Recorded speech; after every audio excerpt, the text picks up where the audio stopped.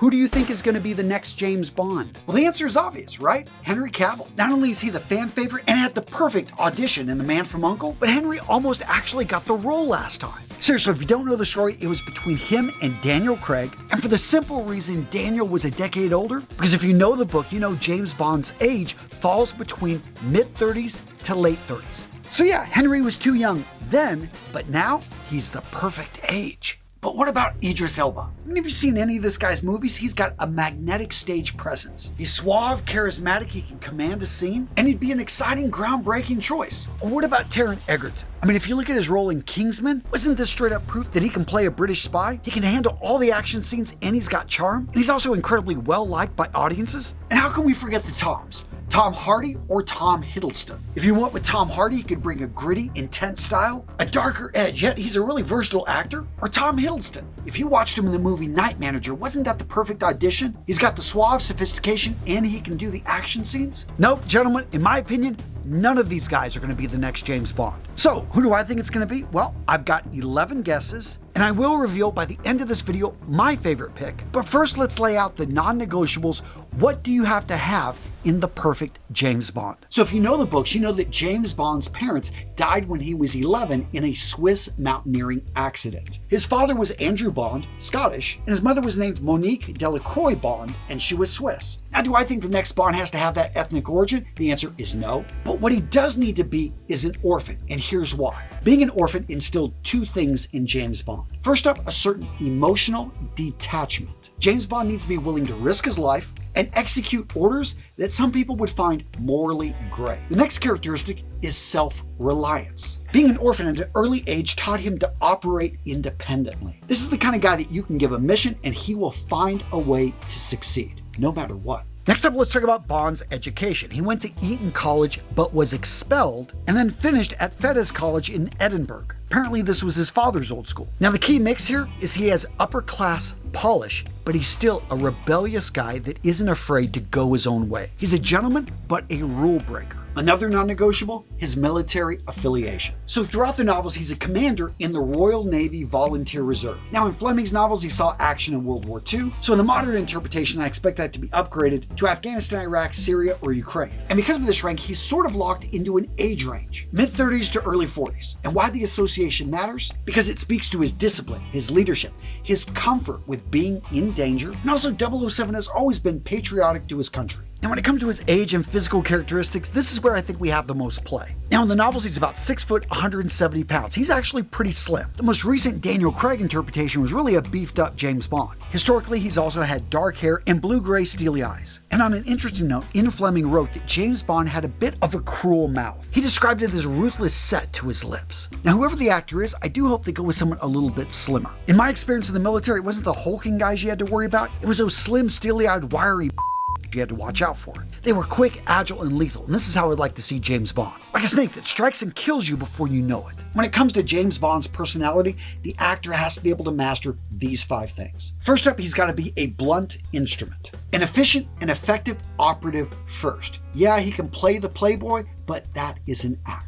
Next up, it's all about loyalty and duty. He's intensely loyal to the crown and to his country. Personal gain and even morality fall below his patriotism. He needs to be stoic and reserved. Overall, he's not going to form any deep relationships. He's going to keep people at a distance. And he's got to have some vices, a little bit of fun with his lifestyle. In the novels, he was a heavy smoker, but I feel that time period has passed. He's going to probably continue to be a heavy drinker. And I don't know, maybe Amazon will have fun with this and throw in a different vice. Maybe he'll get into precious jewelry or rings, right?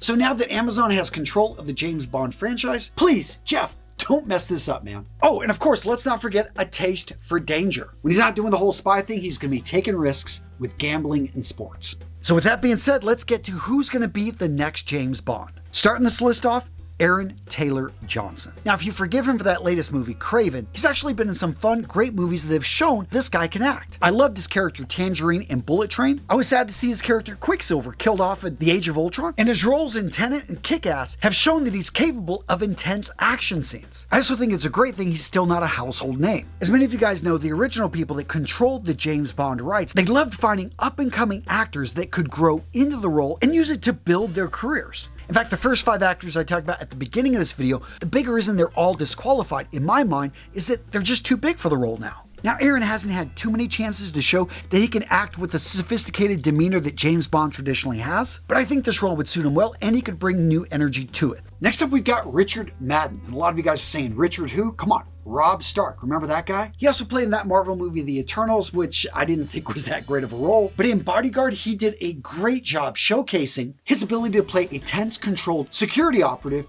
very similar to what the James Bond role would be. In that role, he also got to show stoic toughness, but still some vulnerability. And he's also got the Scottish roots things going for him, so maybe another Sean Connery-like actor? Maybe the only thing holding him back, and it's one of the reasons I didn't like the character Robb Stark, just way too serious. There was nothing fun about the character. Next up, we've got Regé-Jean Page. Oh, and by the way, if I mispronounce any names here, know that that is on me. It's my, West Texas trailer park education. Sorry. In any case, when you see him on stage, when you see him in a show, what you see is an actor that can captivate refined elegance. I mean, I wasn't into Bridgerton, my daughters were, but when I saw this guy, I was like, hey, he's got the skills. I also like how he's got range, so when I saw him in Dungeons and Dragons, it took me a while to figure out actually this was the same actor. And his character didn't have a whole lot of fight scenes, but that sword scene when he was fighting that, a great display that he's got the ability to play an action role. And his performance in The Gray Man. This one was great because it showed his ability to play a morally ambiguous role, something important in espionage. That being said, does he have the experience?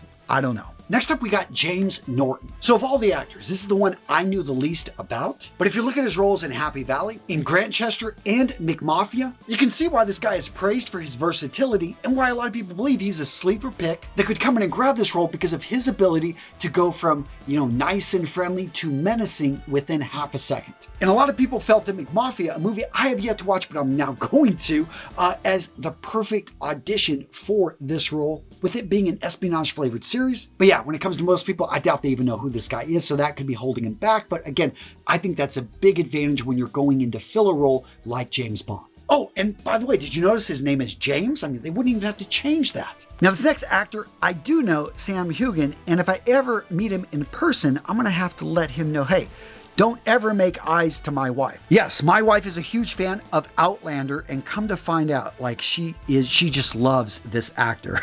Enough that for her birthday, we ordered his book. But honestly, I didn't know who the guy was till I started watching some clips of Outlander. And I could see, he's a very handsome dude. I'm not jealous as long as he stays 100 miles from my wife. But seriously, when you look at his acting chops, when you look at this guy's body of work, he possesses everything for a great James Bond. He's got range from comedy to action. He can play charismatic characters, he can do intense characters, and he has shown interest. He's apparently auditioned for the role before, but unfortunately I think his Achilles heel is going to be his age. I think he's coming in on 45. I know he was born in 1980, so he's got to be coming in on 45 now. And one thing, as many of you guys know, with the James Bond actor they choose, they like to have these guys for 3 to 4 films. Now, speaking of James Bond potential actors the ladies are crazy about, let's talk about Jamie Dornan. So again, most of us guys are probably like, who's this guy? Okay, 50 Shades of Grey. Yeah, now you know who I'm talking about. But for me, that wasn't the first movie I saw him in. It was actually Belfast. Again, my wife is a big fan of Outlander. The actress that is in Outlander was in Belfast, and that's why I went and watched this movie with her at the theater. And in that movie, what did we see? His range. We saw his depth, his ability to relay emotion across the screen. He has the accent, he has the look, and in the movie The Fall, he demonstrated a darker, brooding side. So could this be the next James Bond? Possibly. One issue I have is I haven't seen a whole lot of action experience, which maybe some of you guys want to correct me. Let me know down in the comments, guys, what you guys think of this list, what I've missed, who isn't on this list that should be, guys. I want to hear from you down below. Next up, we've got Sope Dirisu. He's tall, athletic, and his performance in Gangs of London showcased impressive fight choreography and raw intensity. He's an actor that excels at conveying emotional depth, and he's a relatively fresh face, a way for the franchise to reboot itself and go in a direction it's never gone. Next up, we've got Jack Lowden. You might have seen him in the movie Dunkirk, but where he's really garnered praise is his nuanced work in Slow Horses. A spy thriller series, it shows he can handle espionage roles. Calm, steady, a lot of people people feel he would bring a classic James Bond type of feel. And now let's throw in a younger guy. I said I wouldn't be against an actor that is in his late 20s that could look like he's in his mid-30s. So for that, let's go ahead and throw in Jacob Elordi. Now immediately I know a lot of you guys are going to say, hey, wait, he's Australian. Well, come on, let's face it. To us Americans, an Australian doing an English accent, it could work, right? We're not going to be able to tell the difference. But seriously, actually, he seems to be a really good actor. If you saw him in the series Euphoria, he's shown that he can portray dark, intense scenes. He's charismatic, commanding, but yeah, he's a bit young, and is he going to get the role? Probably not, but it would be interesting to see them put a younger man in the role and try to take it in a different direction. And speaking of taking it in a different direction, what do you guys think about Henry Golding? So the movie I most knew this actor for was Crazy Rich Asians. And I have to admit, I loved his character. I love the way he played it. I realized later, though, I had seen him in the movie The Gentleman, and I liked his character there. And maybe it was about his screen presence. The guy was suave, he was debonair, yet he still gave off a little bit of a dangerous vibe. And if you saw him in Snake Eyes, you guys know this guy can do action. He can fill that type of role. Yeah, putting him in here, controversial pick, but wait till you see my next one. So for this next pick, this is the actor I would love to see pick up the James Bond torch and run with it for the next decade. And strategically, I think this would be a really interesting pick because it would form a connection with a country that was long oppressed by the United Kingdom. But guys, don't get me wrong, this ain't no DEI pick. This guy right here, I think, has incredible acting chops. You may have seen him in the movie The Green Knight. He impressed me with his acting in the movie The Lion. He showed his acting diversity in The Newsroom, but yet probably most of us know him from the movie Slumdog Millionaire. Yeah, I'm talking about Dev Patel, who is a British citizen and I think would be a really interesting pick for James Bond. He's tall, he's lean, he can do action, and I think it could be really interesting storytelling if they did it right to make this guy the next James Bond. Now, I know some of you guys are going to disagree or maybe agree. Let me know in the comments below, guys. And if you enjoyed this video about James Bond, you are going to love this one that I got for you right here, guys. Come on. You guys know I got you covered. Go check out this video talking all about James Bond. I will see you in the next video. All right, guys.